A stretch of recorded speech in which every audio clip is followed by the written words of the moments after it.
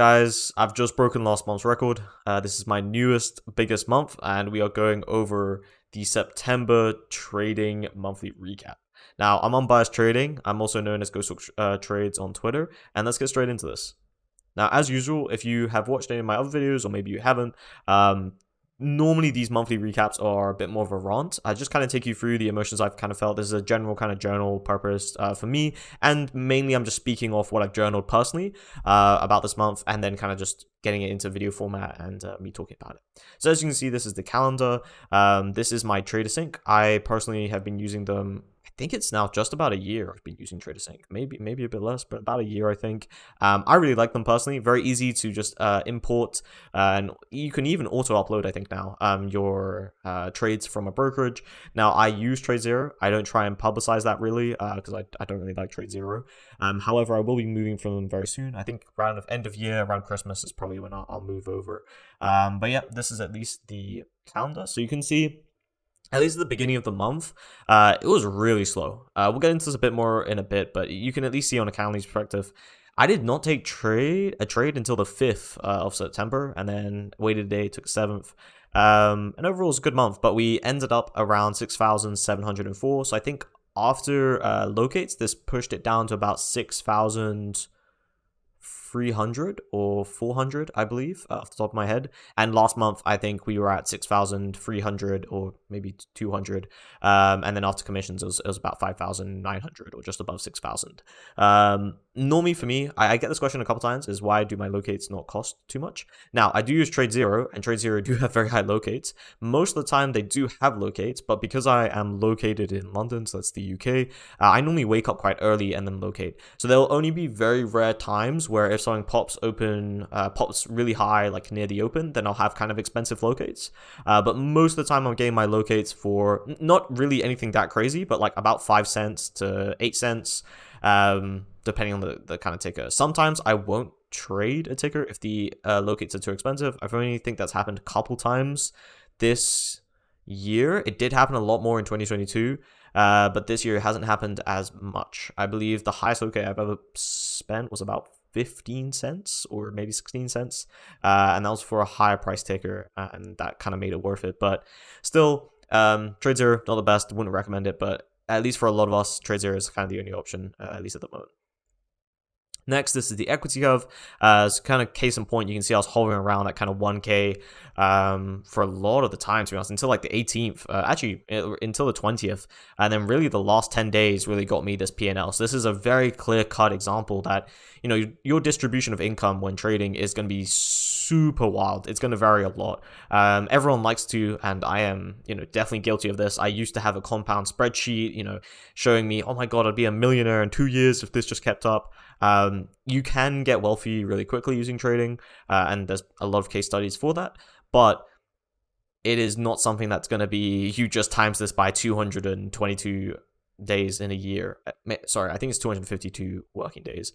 But yeah, it's you can see this is, for a lot of the month. I thought this month was going to be like my lowest month. I really thought, because it was the 20th, and I was kind of getting worried. I was like, damn, okay, maybe I'm only going to make, $800 this month or something like that. It didn't really affect my execution too much, but it definitely affected my mental a bit. But then really the last 10 days really made it up. Here are my TraderSync stats.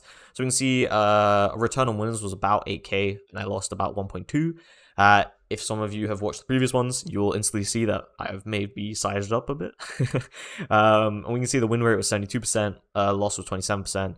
Biggest profit was $2,407 in a day. That was just huge. I think after locates, it was about 2,300 or maybe 2,000. Yeah, it was about 2,300. They weren't very expensive. Absolutely huge day. It was an amazing feeling. I'm very excited for when I have like my first 10K day. That's going to be insane.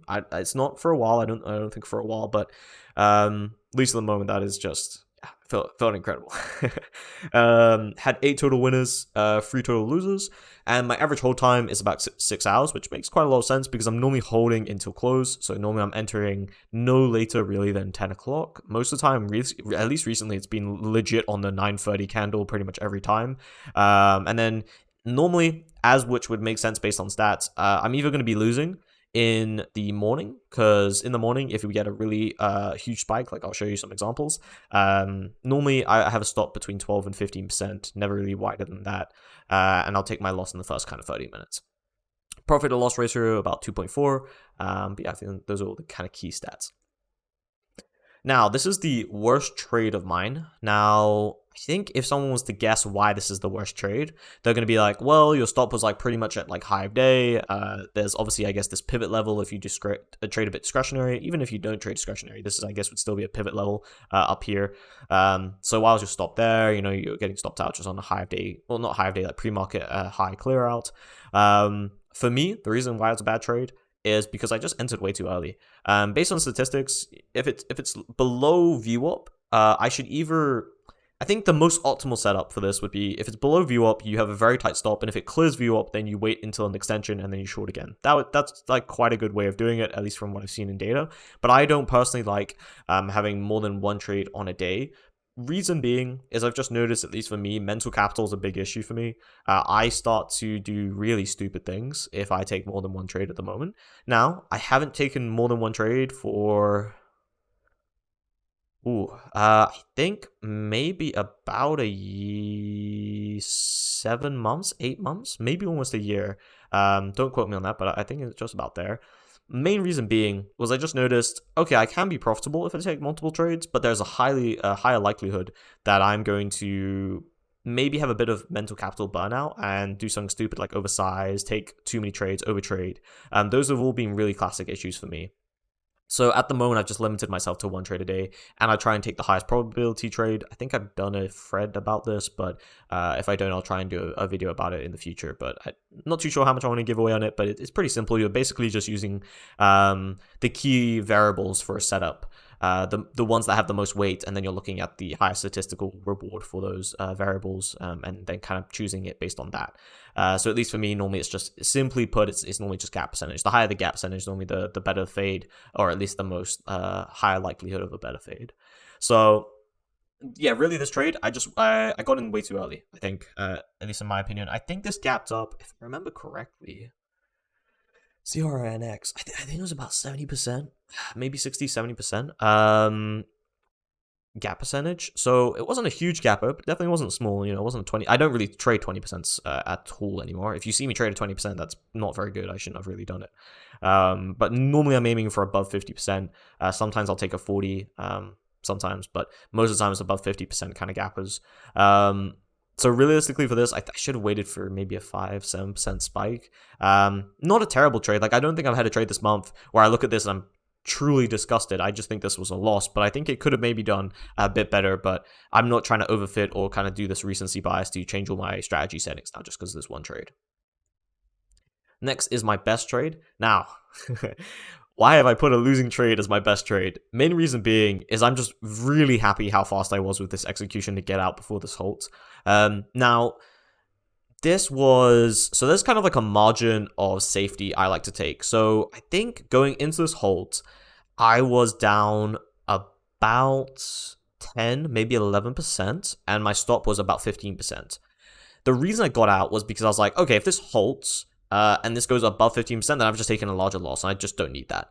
If I take this out now, realistically, it still could be a winner, so I might be, you know, taking a bad decision here, but I don't want to stay into this if it's going to go over my risk, and that's just going to cause me to have a bigger loser. So the reason why I got out was I was just like, that doesn't make sense on an opportunity cost basis. I'm just getting out right now. There probably is some ways you could argue that it does make sense to, you know, hold it and wait, but at least at the moment on that, because I think... I can't remember exactly when AVGR gapped up, but I don't think it was later in the month, so I think I was still struggling a bit, and I just didn't want to take a larger loss on already a very small kind of month. So overall, I'm happy with my decision making. This is where like 20% of my discretion in my systematic kind of like trading comes in handy. And it's just basically from experience. I trade about 80% systematic, 20% discretion. I've gone over this in a couple of videos, but I think this was a really good decision of mine, and I'm just really happy I got out just before the halt. Obviously, you know, in hindsight, it doesn't look very dangerous. I think it only moved up a bit higher, but still, I'm happy how I kind of did risk management in this trade. The key notes from this month. I sized to the biggest size I've ever traded. Later in the month, I think it was past the 21st or maybe the 22nd, I sized to $550 per trade, which still sounds huge to me, even saying it. I try not to think about it too much. But that has been great. I haven't taken a $550 loss yet, I don't believe. No, I don't believe so. If I do, I'll see how I feel. But I think at the moment, at least from where I've gone to like sizing up, I just try and make these incremental jumps. It's kind of like tactical stress. I don't know if maybe, I think other people may have heard of this, but it's basically the idea that you want to set yourself just outside your comfort zone, but not too high where you start messing everything up. You just want to have slightly higher so you're still pushing yourself. And 550 felt like that because currently I was at 450 and I was like, okay, I could definitely go to 500. Like, I think tomorrow if I switch to 500, really not my execution is really going to change. I think my mental can kind of handle it. And 550 just sounded a bit bigger and I was like, okay, let's see if I can handle it. I think I'm pretty sure I can. Like, it's not that much of a jump, extra $50 per trade. Sizing wasn't really big of an issue. If you're only risking 550, I think the highest amount of shares I've had this month was maybe 1,200, maybe 1,300. So realistically, still very small size and share count. So nothing really to stress about there. But yeah, it's been interesting. I've been enjoying kind of pushing my size, and I'm very thankful that finally I've been able to be blessed with the motivation to start sizing up. I didn't size up for what, like 5 months, and to finally size up and kind of consistently size up has been an amazing feeling. And it's also been great seeing, you know, bigger P&Ls as well, but that's just part of the process. Now, obviously, it's biggest month, broken last month's record, only by a bit, but still very cool to hear. Was a really slow month, but took advantage of opportunities as it heated up. Definitely in the beginning, I really thought this was going to be my smallest month in ages, but it really heated up at the end, and I'm very thankful for that. You have to be ready as the market comes. If I'd taken off the rest of this month, that would have been probably a very bad decision. But yeah, no, I'm glad I stuck around, just kept on turning up, looking at the scans in the morning, turning off if there was nothing there, and working on other stuff. And that leads me into my next point. I worked with one of the biggest traders I've met this month, and that was an awesome feeling. It's just been really cool working with someone that has incredibly large size.